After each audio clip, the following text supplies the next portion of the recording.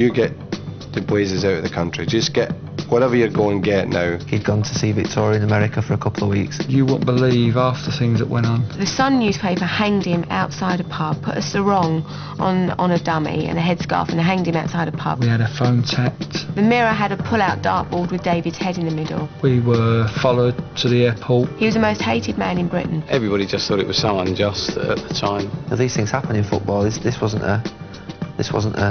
something that was new. You know, people make mistakes on football pitches, and unluckily for David at that time it was his turn to suffer in that match. It's not a crime to make a mistake, it's a crime not to learn from it. And I think where David's been really special in that is he's learned from that. Yeah, I do think about it at times. I think about what could have happened if it hadn't have happened, or what might have happened. But it's something that I've come to terms with.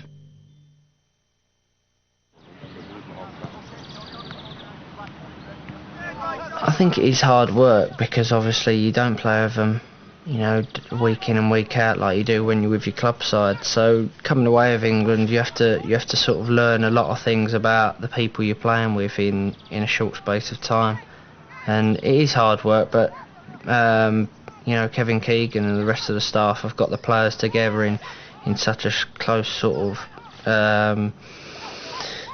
just the way the players are all together. I think it's brought us all together, and the atmosphere between every one of us is great. I think that's the most important thing, and that's what he's worked on, and he's got it right. He's got it right. I think we've got the ability, and we always believe that we can beat the best. So it's not hard, because Man United, we do win most things, and the way we play together is different from playing with any other team.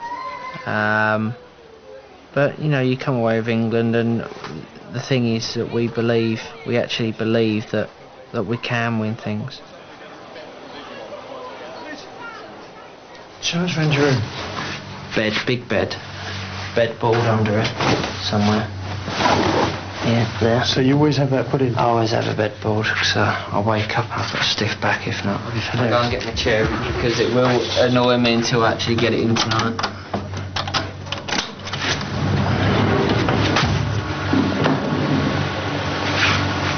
So I told you I wasn't winding you up. It has to be straight, see. And someone's moved them bottles of water and glasses. I'm a proper weirdo when it comes to tidy things. Go on. You see all these leaflets that are out? That's how tidy I am. All them leaflets that are really annoying things all over the hotel rooms? I make sure that they're all put away. And Gary Neville slaughtered me the other day because I turned around and said that everything's...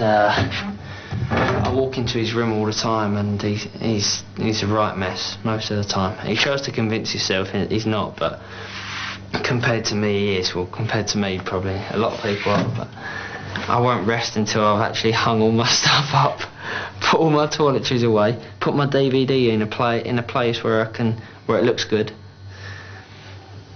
And I can't have it turned like that. I have to have it with all the wires out the way, like that. So it's perfect. I know it's weird, and you sound faintly embarrassed by this obsession with this. I think Victoria takes the mick out of me all the time. Really? Yeah. Like if there's 7 cans of Pepsi in my fridge, and if there's 7 cans of Pepsi in my fridge, for argument's sake, I'll take one out or throw one away, so there's 6, and they're, not odd. Because I have 6 cans of Pepsi, 6 cans of 7-Up, 6 cans of Dr Pepper, and if there's 1 can extra, I'll put it in another cupboard. That's why I'm a proper weirdo. Honestly, people watching this are going to think, you idiot. Beckham's cross, scores!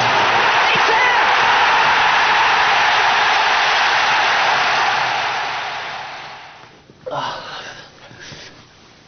Right, so let's talk about the first game, the England game against Portugal. David Beckham on the ball, Scholes in there again, it's McManaman, it's 2-0!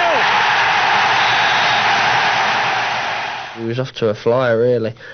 But I think as a team and as me personally, we never felt comfortable because they was going through us too easily, the Portuguese. His performance against Portugal got lost. It was a tremendous individual performance within the framework of a team that got beat 3-2, so it got lost. You know, had we won 3-2, we'd been talking about one of the great performances. I mean, he was instrumental in everything good that we did that day.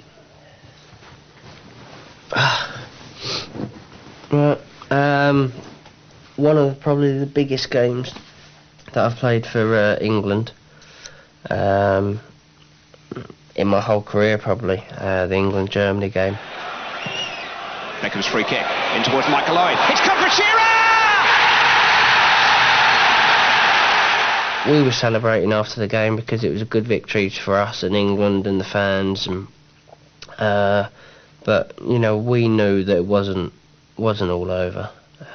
We had this next game to come, and we knew all we had to do was get a draw. But if we slipped up, we'd be in trouble. I think we didn't perform as a team at all. But I think he's still got to take some credit out of it, and I see him moving on. I don't see the team moving on particularly at the moment, but I see him moving on as a player, and that can only be good for English football. Oh. Well, here we are, the third game. Beckham is setting himself. Beckham's free kick. Shearer got a flick, but not enough of a flick. We've not played well enough to get through, and we promised a lot before the tournament, and you know, the players, you know, the whole team are sort of to blame, not the manager, not the staff, because they've done their bit. They do their bit, you know, leading up to the championships and the training, and you know, it's the players really to blame.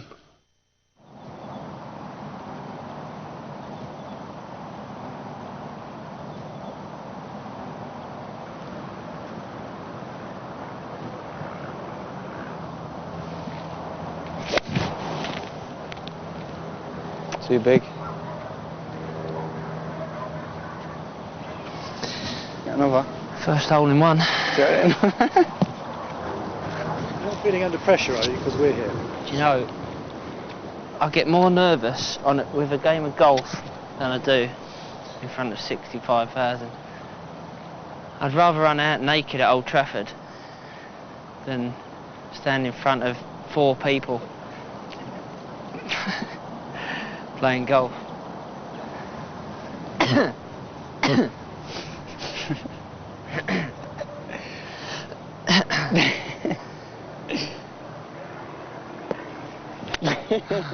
I've known Dave since he was a young lad, sort of coming through the ranks at United, and I've just become sort of friends with him since then, really. When I was living in Worsley, I used to see him a lot there and spend a lot of time with him there, and he tried a few other clubs and didn't get the break that he probably wanted and needed. You know, he's got a business going along now, and he still plays football, but he's done well for himself, because a lot of people come away from Man United and you don't hear of them anymore. But you know, Dave's landed on his feet, he's worked hard at what he's doing, and we've stayed strong friends, really. What's that for? What's that for? Do you know what he does? He'll look back and he'll ask him how many he's got, like how many he's played, and he'll go 4, 2, I'm on the green for 3, like that. That's what he says all the time. You ask anyone. But with golf, does it matter to you if it's not quite so serious as football? Or do you have to take everything you do seriously? No, I don't. To be fair, I don't take the golf that serious.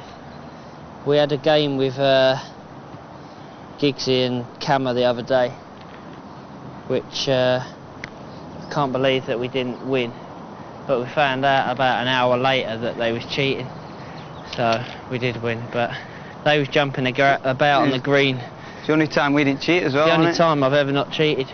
Me and Dave as a partnership. He cheats singly all the time. Yeah, all right.